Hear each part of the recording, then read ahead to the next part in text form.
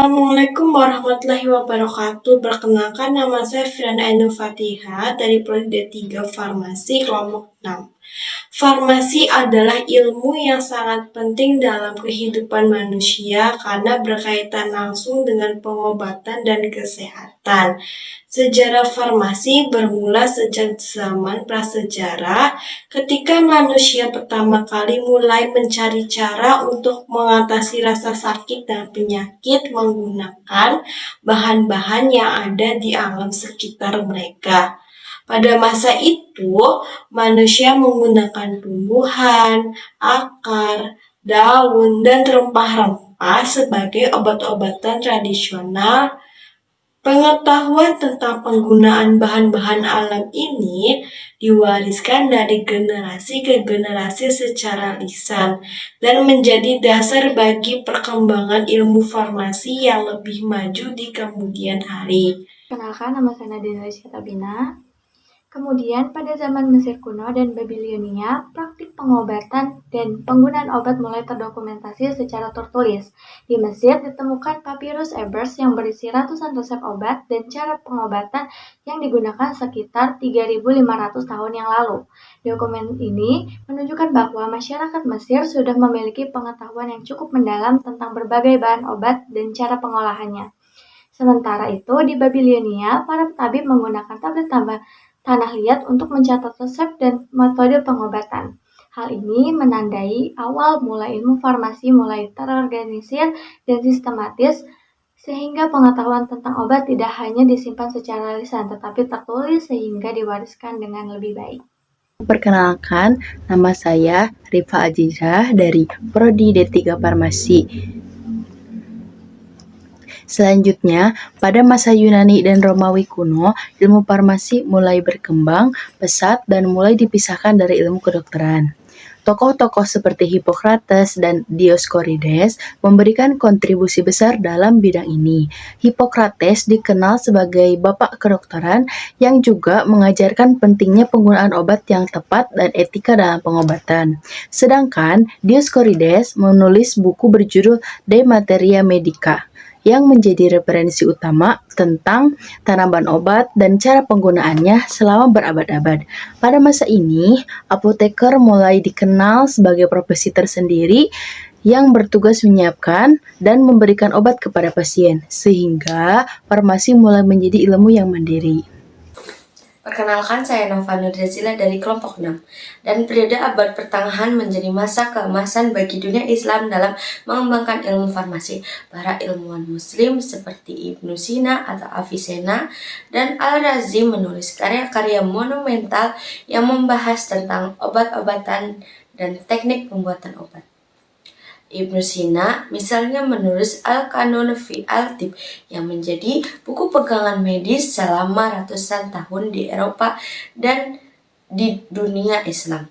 Selain itu, di Baghdad pada abad ke-8 berdiri apotek pertama yang berfungsi sebagai pusat pengolahan dan distribusi obat. Apotek ini juga menjadi tempat belajar bagi para apoteker muda sehingga ilmu farmasi semakin berkembang dan terorganisir dengan baik. Perkenalkan, saya Salwa Nora Alia dari kelompok 6. Memasuki era Renaissance di Eropa, ilmu farmasi mengalami kemajuan yang signifikan seiring dengan berkembangnya ilmu pengetahuan dan teknologi. Apotek-apotik mulai bermunculan di berbagai kota besar dan profesi apoteker mulai diakui secara resmi oleh pemerintah. Pada masa ini, buku-buku farmakop mulai diterbitkan sebagai standar resmi untuk pembuatan dan penggunaan obat. Standarisasi ini sangat penting untuk memastikan kualitas dan keamanan produk yang digunakan oleh masyarakat. Perkembangan ini menandai transformasi farmasi dari praktik tradisional menjadi ilmu yang lebih ilmiah dan terstruktur. Perkenalkan, nama saya Regita Nurhalisa dari kelompok 6. Pada abad ke-18 dan ke-19, revolusi industri membawa perubahan besar dalam bidang farmasi. Penemuan senyawa kimia baru seperti morfin dari opium dan aspirin dari tumbuhan willow membuka era baru dalam pengobatan. Selain itu, teknologi produksi massal memungkinkan obat-obatan diproduksi dalam jumlah besar dengan kualitas yang lebih konsisten. Farmasi pun mulai beralih dari pengolahan obat secara manual di apotek menjadi produksi industri yang modern dan terstandarisasi. Perkembangan ini membuat obat-obatan lebih mudah diakses oleh masyarakat luas dan meningkatkan efektivitas pengobatan. Perkenalkan, nama saya Bella Septia Adila dari kelompok 6. Abad ke-20 menjadi masa kemajuan luar biasa dalam dunia farmasi berkat penemuan antibiotik seperti penisilin oleh Alexander Fleming. Penemuan ini merevolusi pengobatan penyakit infeksi yang sebelumnya sulit disembuhkan. Selain itu, perkembangan teknologi dan riset farmasi semakin pesat, sehingga banyak obat baru ditemukan untuk berbagai penyakit.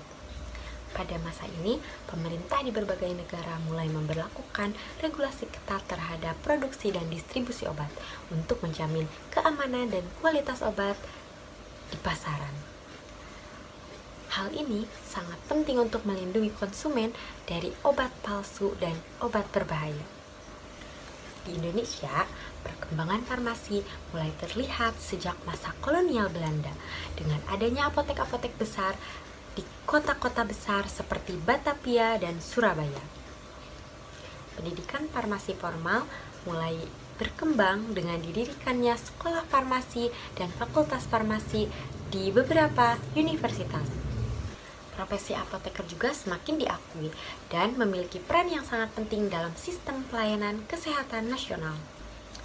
Apoteker tidak hanya bertugas menyiapkan obat, tetapi juga memberikan edukasi kepada masyarakat tentang penggunaan obat yang benar dan aman. Hal ini menunjukkan bahwa farmasi di Indonesia terus berkembang seiring waktu dan semakin profesional. Saat ini, farmasi telah menjadi bagian yang sangat penting dalam kesehatan modern di seluruh dunia.